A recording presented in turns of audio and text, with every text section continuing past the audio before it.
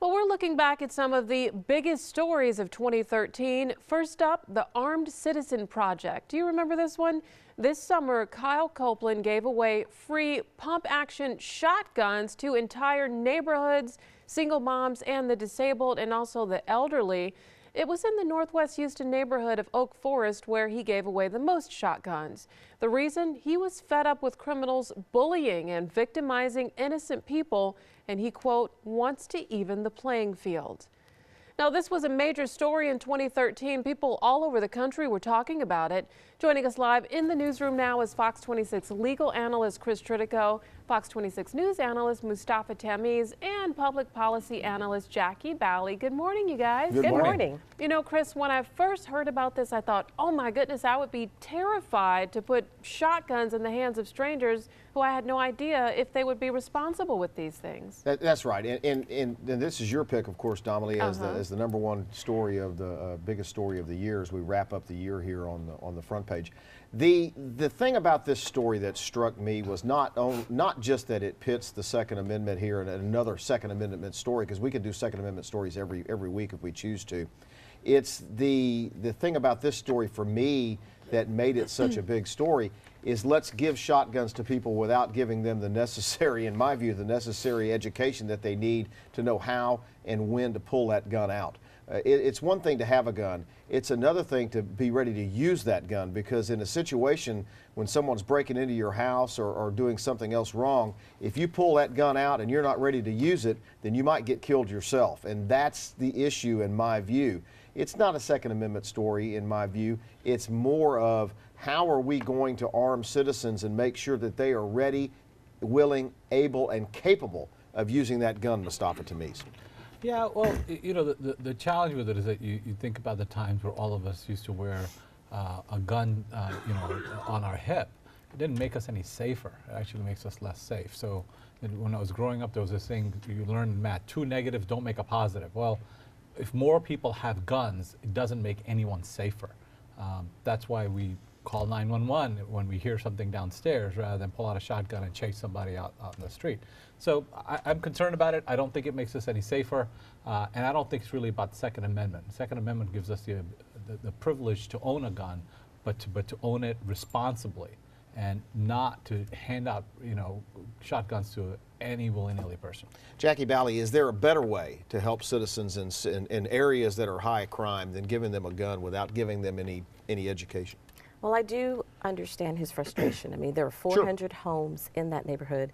100 of them have been under some kind of attack or assault by criminals over the last year, or last 2 years, I believe it said. So I do understand where he's coming from. However, I am a strong proponent of making sure that you can protect yourself, but you have to go through the proper guidelines. You do have to get the necessary training. You do have to make sure everyone goes through a background check.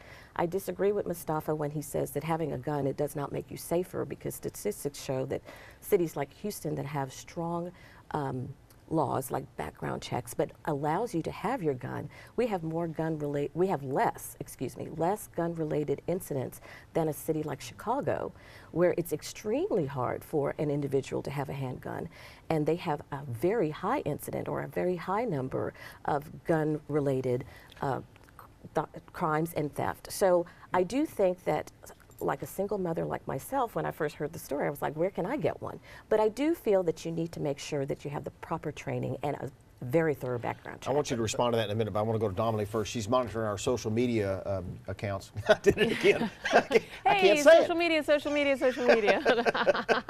And you know, I actually interviewed Kyle Copeland, the founder of the Armed Citizen Project, and you know, to his credit, he does make sure before anyone gets their hands on that gun, he makes sure they go through extensive training to learn how to use it, to know, you know, how it works, to know how to take it apart. And you know, the single mom that I interviewed in that story, she says when she first got the flyer, she was like, I'm not touching that gun. I don't want a gun in my house. But after she went through the extensive training, she said she felt very comfortable, and she felt like her home was very safe. after putting the shotgun inside her house. Well, I'm glad to hear that. I mean, because one of the things that really concerned me was just handing guns out and people not knowing how, when, and what circumstances to pull that thing out. Yeah, but I heard from a lot of people, you know, on Facebook, on Twitter, by email. A lot of people were saying, you can't do that. You can't just hand out guns. But that's not stopping Kyle. He's been going all across the country handing out these shotguns in neighborhoods where there have been high crime. Yeah, and look, I think his motives are pure, and Mustafa, his motives are pure, I think. But I want you to respond to what Jackie said. You know, studies indicate that cities like Houston, where it's easy to get a gun, overall crime is down. Well, you know, that's a simplification, right? Because that's kind of like the Republican mantra. You come up with a simple soundbite and then it's true, and it's not true. Crime has a lot of factors. Gun ownership isn't the only thing in the world that creates crime. If you live in an urban city like Chicago, there's a number of reasons why crime rate has been high, not just because people can't purchase guns. The other part of it is if you look at the solutions that the NRA offered after, you know, a heinous crime in Connecticut, you know, where school children were gunned down, was to arm, you know, teachers. How would you like to go to a school where every teacher is packing? Does that make the school any safer or the kids any safer? Absolutely not. It defies logic. And I am for the Second Amendment more than anyone else. But I'm on it for the right reason, not for a political soundbite to get people elected. It's not just a political soundbite. I mean, a lot of the mass shootings that one of the mass shootings that he just referred to, a lot of the mass shootings, you don't see this reported, but a lot of the times the person who is behind the mass shooting, he is actually taken down or threatened by someone who does have a gun legally. It's not just a Republican soundbite. We do have the right to own our guns, and if we go through the proper background check again, the proper training, the NRA against. The proper training, that makes us allows us to feel more safe because we are protected. All right, we're going to have to leave it right there. Dominic, we'll be back in a few minutes with another, I don't remember who's next, but another one of our picks for the year. I'm sure it's going to be good. I'm looking forward to it. Thanks, guys.